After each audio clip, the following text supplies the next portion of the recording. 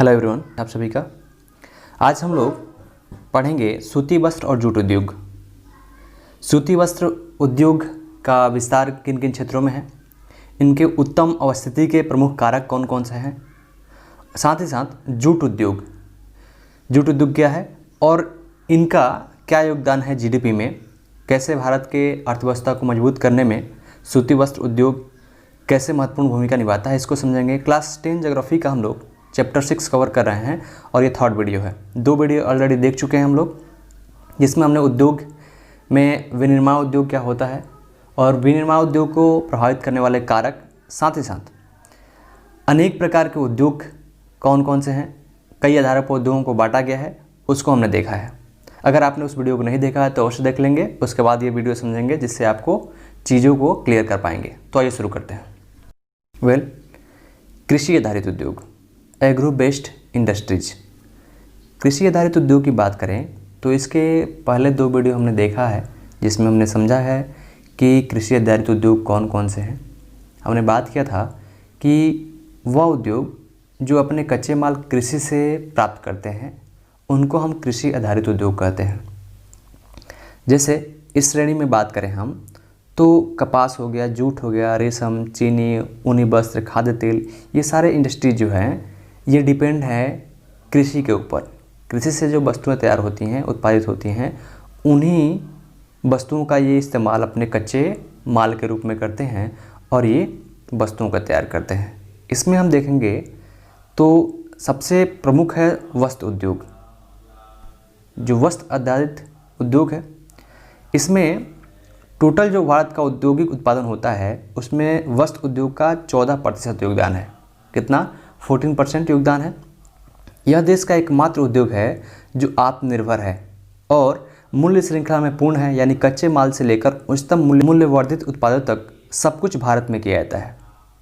तो हम यहाँ पर देखते हैं कि वस्त्र उद्योग में जो भी क्रियाएं हैं, चाहे वो सूती के उत्पादन हो या फिर उसकी कटाई हो, धुनाई हो, ठीक है, रेशे बनाने की बात हो, तो वो सारी क्रियाएं, वस्त्र का रंगाई वगैरह सारे कार्य यहाँ पर किए जाते हैं, यानी भारत में किए जाते हैं। इसलिए इस क्षेत्र में, इस उद्योग में भारत जो है वो आत्मनिर्भर है।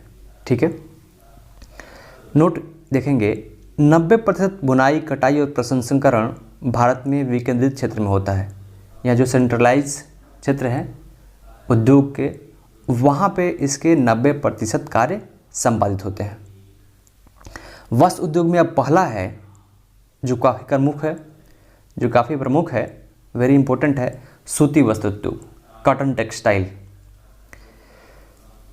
भारत में सूती वस्त्र के इतिहास की बात करें तो पहला जो कपास का कपड़ा मिल लगाया गया 1854 में मुंबई में स्थापित की गई थी और यह पहले हथकरघा के रूप में था। यहाँ पर अधिकतर चीज़ें हाथ से की जाती थी। उसके बाद उसे पावर लूम ने स्थान ले लिया। अब अधिकतम टेक्नोलॉजी का यूज़ करके इस उद्योग को चलाया जाता है। 80% मिलें जो हैं वो सूती वस्त्र की निजी क्षेत्र में है, यानी कि ये प्राइवेट सेक्टर की हैं। यह उद्योग मुख्य रूप से गुजरात, महाराष्ट्र, तमिलनाडु में स्थित है। आप देखेंगे तो सूरत हो गया, अहमदाबाद हो गया, यहाँ पे सबसे अधिक, मुंबई हो गया, यहाँ पे सबसे अधिक सूती वस्त्र के उद्योग पाए जाते हैं। यह बुनकरों, कपास किसानों, मिल श्रमिकों को रोजगार प्रदान करता है। रसायनों, डाई उद्योग और इंजीनियरिंग के कार्यों का समर्थन भी करता है। आप देखेंगे तो सूती वस्त्र में किसान का भी, अगर किसान सूती का उत्पादन कर रहा है कपास का, तो उसका भी रोजगार एक बनता है। दूसरा, उसमें जो कटाई करने वाले श्रमिक हैं उनको रोजगार प्रदान करता है। रंगाई की बात हो, ठीक है, तो ये वस्त्र बनाने का कार्य हो, ये सारे कार्य जो होते हैं ये अलग अलग क्षेत्रों से किए जाते हैं। इसलिए इनमें अनेक प्रकार से लोगों को रोजगार मिलता है। अब आइए इसकी चुनौतियां देख लेते हैं। सूती वस्त्र उद्योग की क्या चुनौतियां हैं, कई बार एग्जाम में पूछा भी जाता है। इस उद्योग को पुरानी मशीनरी, जो ओल्ड मशीन है, इसका इस्तेमाल से क्या हो रहा है कि प्रोडक्शन एक कम होता है और दूसरा कि जो प्रोडक्शन होता है उसकी क्वालिटी भी थोड़ा निम्न कैटेगरी की होती है। तो इसमें रिफॉर्म लाने की आवश्यकता है। आधुनिक मशीनों का प्रयोग बढ़ाने की आवश्यकता है। अनियमित बिजली आपूर्ति, जो बिजली की आपूर्ति है, ठीक है, वो रेगुलर नहीं हो पाता है, जिससे उत्पादन प्रभावित होता है। सिंथेटिक फाइबर से प्रतिस्पर्धा आदि के रूप में चुनौतियों का सामना करना पड़ रहा है। आजकल सिंथेटिक फाइबर से वस्त्र बनाए जा रहे हैं जो काफ़ी मजबूत और काफ़ी अच्छे दिखते हैं, जिससे क्या हुआ है कि सूती वस्त्र को प्रतिस्पर्धा, ठीक है, एक प्रकार का कंपटीशन मिल रहा है, तो इसमें रिफॉर्म लाने की आवश्यकता है। नेक्स्ट है जूट टेक्सटाइल इंडस्ट्रीज, जूट उद्योग। इसकी बात करें तो इंडिया कच्चे जूट और जूट के सामान का सबसे बड़ा उत्पादक है। भारत जो है सबसे बड़ा प्रोड्यूसर है। यह बांग्लादेश के बाद जूट निर्यात में दूसरे स्थान पर है। उत्पादन करने में सबसे आगे है, जबकि निर्यात में दूसरे स्थान पर है। तो इसको याद रखेंगे कि भारत उत्पादन तो करता है सबसे अधिक, यहाँ पर खपत भी अधिक है। निर्यात की दृष्टि से भारत दूसरे स्थान पर है बांग्लादेश के बाद। जूट उद्योग पश्चिम बंगाल में हुगली नदी के किनारे स्थित है। आप अधिकतर जूट के इंडस्ट्रीज देखेंगे तो पश्चिम बंगाल हुगली नदी के किनारे स्थित पाएंगे। जूट मिल कोलकाता में 1859 रिसरा में स्थापित की गई थी। पहला जो जूट मिल की हम बात करें तो इसका इतिहास जो है 1859 से देखने को मिलता है और पहला कलकत्ता के रिसरा में स्थापित किया गया था। राष्ट्रीय जूट नीति 2005 भारतीय जूट की गुणवत्ता और उत्पादन में सुधार पर ध्यान केंद्रित करती है। सरकार ने इसमें सुधार लाने के लिए एक रिफॉर्म लाया था जो राष्ट्रीय जूट नीति के रूप में देखते हैं हम, 2005 में आया था, और यह मूल रूप से इसके गुणवत्ता और उत्पादन की क्षमता को बढ़ाने के लिए किया गया था। अब अगला पॉइंट है कि हुगली बेसिन से हम देखते हैं कि उत्पादन सबसे अधिक होता है जूट का। तो इसके पीछे के जिम्मेदार कारक कौन कौन से हैं, कौन कौन से रिस्पॉन्सिबल फैक्टर हैं, इसको देखते हैं। तो इसमें आप देखेंगे पहला है जूट उत्पादन क्षेत्रों की निकटता परिवहन की लागत को कम करता है।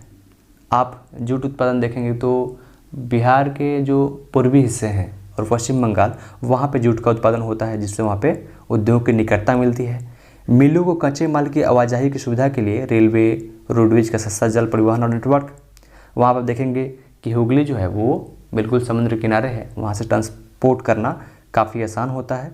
कच्चे मूल के प्रसंस्करण के लिए आसपास की नदियों में प्रचुर मात्रा में पानी की आपूर्ति। जूट के लिए पानी की काफ़ी महत्वपूर्ण भूमिका होती है। पानी महत्वपूर्ण भूमिका निभाता है जूट के प्रसंस्करण में।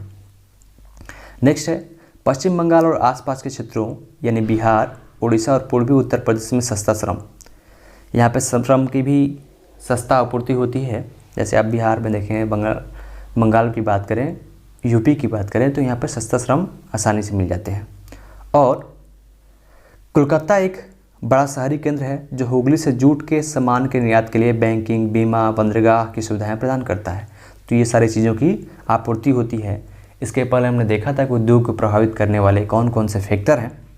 उसमें हमने देखा था कि परिवहन हो गया, श्रम हो गया, बिजली की आपूर्ति हो गई, सरकार की नीतियाँ हो गई, पूंजी हो गया, भूमि हो गया, कच्चे माल की आपूर्ति। तो ये सारी चीज़ें मिलकर हुगली के आसपास जूट के उत्पादन में महत्वपूर्ण भूमिका निभाते हैं। अब बात करते हैं इसकी चुनौतियाँ क्या हैं, क्या क्या चैलेंजेस हैं। इसकी चुनौतियाँ क्या हैं, क्या चैलेंजेस हैं जूट उद्योग के।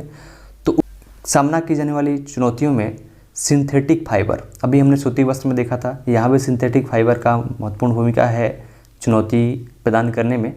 बांग्लादेश, फिलीपींस, थाईलैंड, ब्राज़ील और मिस्र जैसे अन्य जूट के बड़े देशों से अंतर्राष्ट्रीय बाजार में कम मांग और बड़ी प्रतिस्पर्धा शामिल है।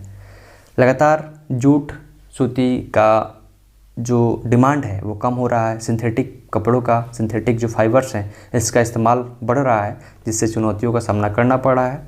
साथ ही साथ अनेक जो देश हैं जो आयातक हैं जूट के, इनमें डिमांड कम हो रही है जूट के, इसलिए भारत में इसकी प्रतिस्पर्धा देखने को मिल रही है। तो इस वीडियो में इतना ही, मिलते हैं नेक्स्ट वीडियो में नेक्स्ट टॉपिक के साथ। तब तक के लिए बहुत बहुत धन्यवाद।